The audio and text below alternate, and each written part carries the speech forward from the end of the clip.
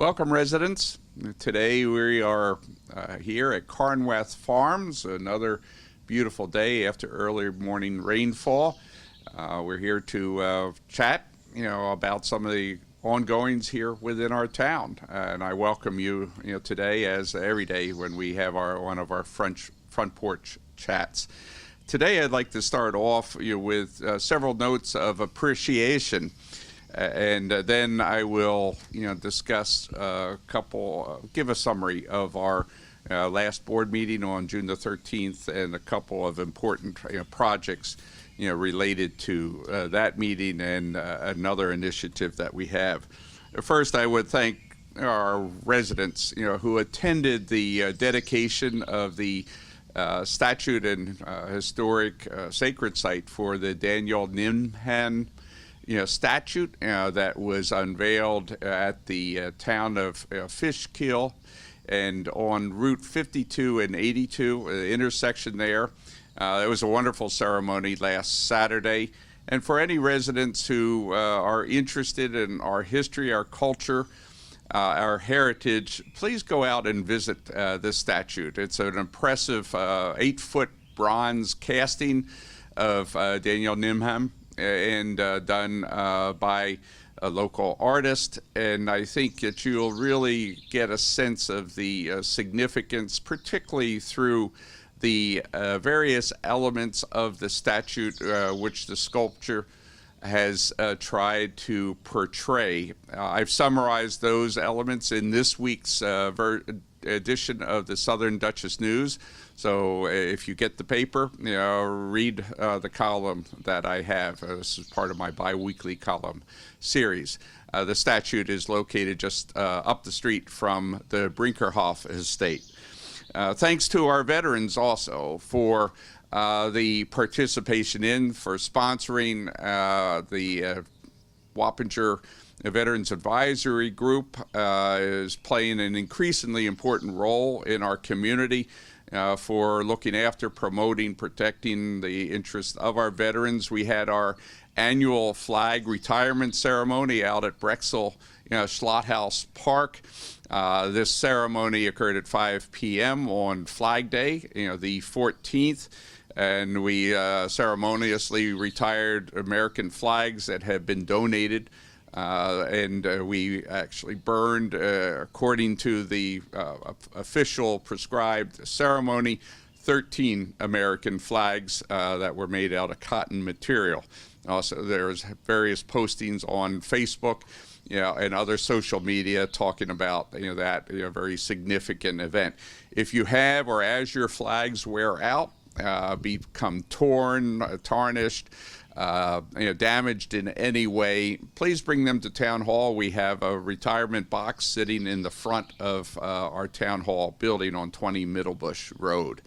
Also, a special shout out to several groups for the redecoration, rejuvenation of our lovely gazebo at Town Hall on 20 Middlebush Road. The gazebo is the center of our wedding ceremonies that take place, where we have on a very regular basis residents and non-residents alike who want to get married there.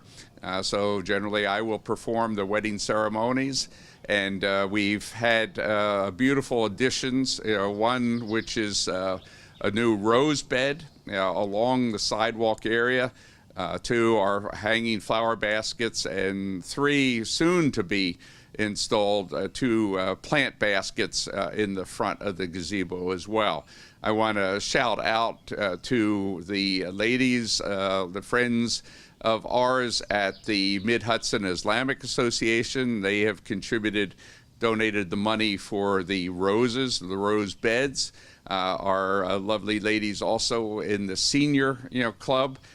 They have a gardening club, part of the senior activities, and they've recently planted 2 green planters in front of the entrance to that side where the senior club is, and also they are responsible for the hanging baskets as well as the new planters that will be installed in front of the gazebo. And last but not least, I want to thank Alan Lehigh of Lehigh Landscaping Alan donated some of the energy and time of his crew, to help dig out, the beds, to prepare those. And then also he is the one that obtained and installed, planted the lovely rose bushes. So thank you to everyone. Please come on out. It's a great place for pictures. I hope to have it soon restained so that it's even more lovely to look at. So great appreciation to everyone who has made this possible. We'll soon be having some redbud trees planted in front of Town Hall as we try to bring back a little bit more of the greenery that once was there. The trees have since passed away. I think the redbud trees will make a nice addition, particularly come in the springtime. Now I just want to turn my attention to summarizing some of the key decisions, the key discussions that took place during our board meeting on the 13th of June. The first was another fine financial report by our controller, Frederick Owino.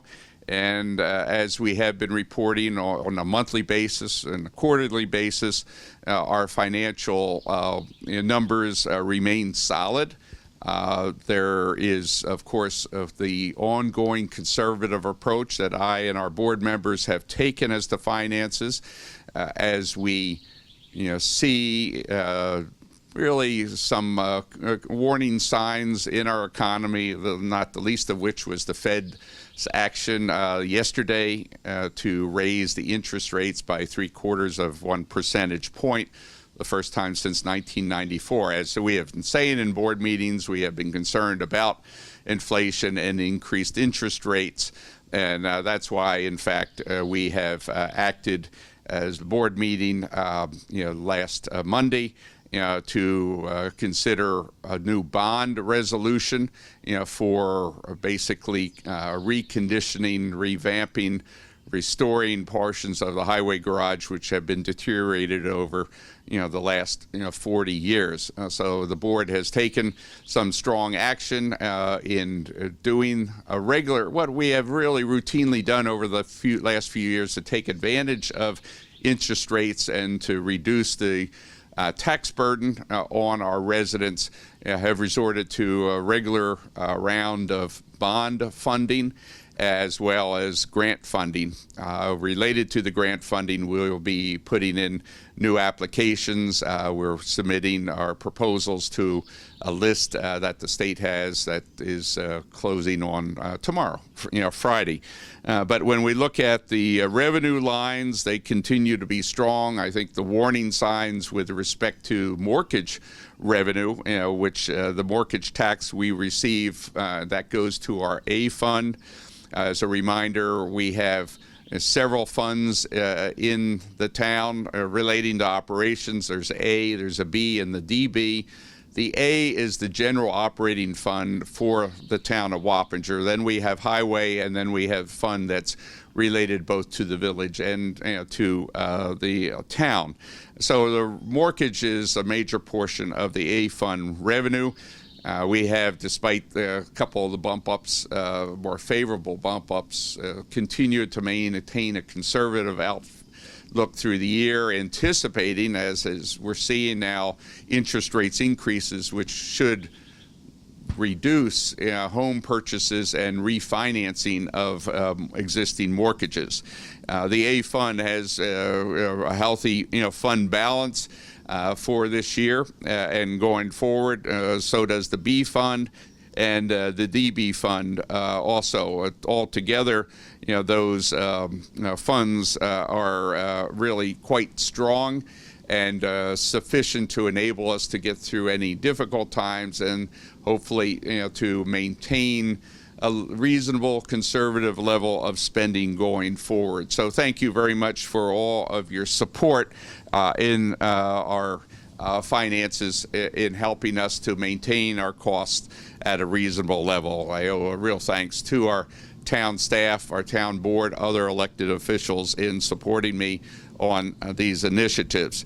As you, if you paid attention, listened to, and watched our town board meetings I've been spending a lot of time over the last few years on environmentally sound initiatives, those initiatives designed to protect and promote our environment. We are very much blessed in this community by farmland and by an abundance of parks, such as Carnwath Park. One of the focal points that I and our administration and our town board has really focused on has been protecting and enhancing our drinking water.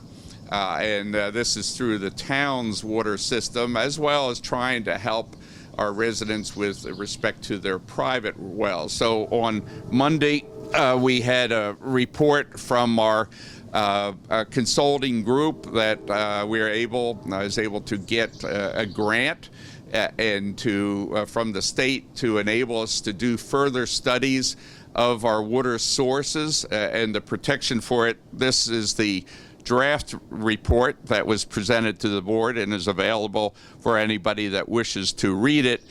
Now we will move to taking some of the public comments, the board comments, and building those into the report that we have. As you know, we have gone a major step, to enhancing and protecting our three water sources in the town. The most major one is on the Wappinger Creek, and the other two are along the Sprout, Creek. So those have been upgraded, and we're still looking at some further upgrades for those three well fields. And in addition, we are submitting grant proposals for additional funding for expansion of our water lines, as well as our sewer lines. Another major report that has been years in the making that is related to the source water protection and other initiatives that we have. I just received the final version. I'm the chair of the Wappinger Municipal Council for the Wappinger Creek watershed, and back during Mayor Matt Alexander's period of mayorship in the village, the Wappinger WIC, as we call it, was created, and Matt played a major role, and then I've since stepped into his shoes as chair to continue that program. Back then, the county support and others had really worked hard to get grant monies, and now we've received the final report on the study, the investigation. It's this thick, as you can see, and let me just read a couple sections, lines out of this, because it's truly a significant, I think, rule-changing report, because the Wappinger Creek impacts all of us here in the town of Wappinger, and I'll discuss why. But let me read some of the elements in the summary page of this, and we'll be discussing it at the WIC next week. The Wappinger Creek watershed spans 211 square miles, and it's one of the 5 major tributaries that flow into the lower Hudson River. Historically, this watershed has been the lifeblood of approximately 13 communities up and down the 47 miles of the Wappinger Creek. This watershed has come under a lot of challenges and abuse during the last couple of decades, and as the report says, at the present, the watershed needs revitalization. The watershed is overloaded with phosphorus that comes out of sewer plants and also animal residue that's deposited in the creek up and down the whole length of the creek. And the phosphorus is a result largely, though, of the various sewer discharges from plants that goes into the creek. In our case, in the town of Wappinger, we have 2 public sewer plants that are independent of the tri-municipal plant complex. Those two plants are being phased out. You've heard a lot about Wildwood, for which we've gotten grant funding and will be hopefully very soon taking action. I've also set aside some of the ARPA, that's the U.S. federal monies, towards that initiative. Midpoint Park is another one on which we are now working. The phosphorus is also added to by there's silt. It says the watershed is overloaded with phosphorus and filled with silt. These pollutants are deteriorating water quality and have reduced the flood storage capacity of Wappinger Lake. Wappinger Lake is becoming eutrophic as it is being filled in with silt at an alarming rate, which is negatively impacting aquatic plant growth.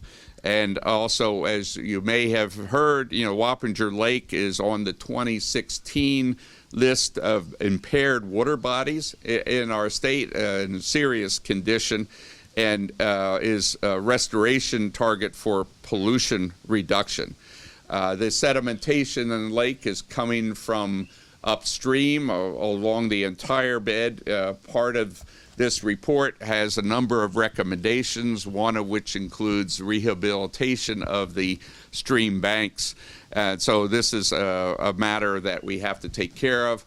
There are a number of increasingly toxic chemicals, pollutants in the lake, in this lake sediment that is filling in. So the water quality has been deteriorating as we have seen over the years. So it goes on to say, to improve the water quality of Wappinger Creek and restore the watershed, the Village of Wappinger Falls, in partnership with the Wappinger Creek Watershed Intermunicipal Council, that's the WIC, which I chair, and Cornell Cooperative Extension of Dutchess County, has decided to complete the study, which is now done.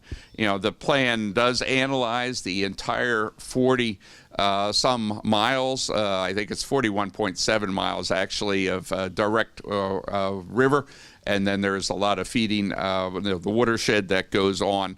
And so you will be hearing more about this. We'll have a report to the town board and action to take place on the Wappinger. Now that this study is done, I hope to, in cooperation with the towns of Fishkill, East Fishkill, LaGrange, to work on a similar study for the Sprout Creek.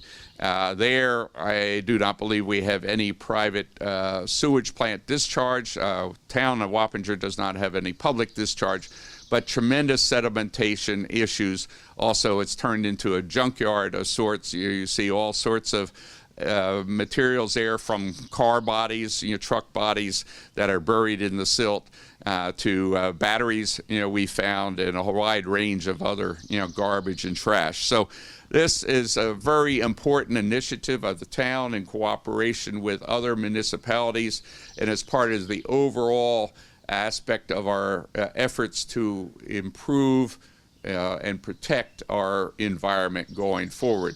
The water source protection plan, the drinking water plan, has a number of recommendations. Our primary focus initially is on the salt that goes onto the road beds during our winter, late fall, winter season, and that is a direct contributor to particularly our private wells of our residents failing. We're working on our town roads. The county is very cooperative. We have to get the state and ISDOT to cooperate further with us. So stay tuned. Please get involved. We'll be looking for further volunteers to help us in that initiative. As I mentioned, the highway garage has been a discussion and a very clear focus, a commitment of our board, along with the recycle yard, and that now it's good to say we're making progress. We are awarding the bids, and we will be taking out some additional funding because of the inflation that we're seeing that has driven up the cost of that project. But this is important not only to maintain our equipment, but especially for the safety of our highway department employees. So please stay tuned. Last, but by no means least, as part of our program to revitalize Carnwath Farms, and myself and Joey Cavazzini have been focused a lot on how do we enhance Carnwath. You've seen a number of initiatives. You'll see more. But at the board meeting on Monday night, we approved the license agreement with the Kolb family, who live just down the road.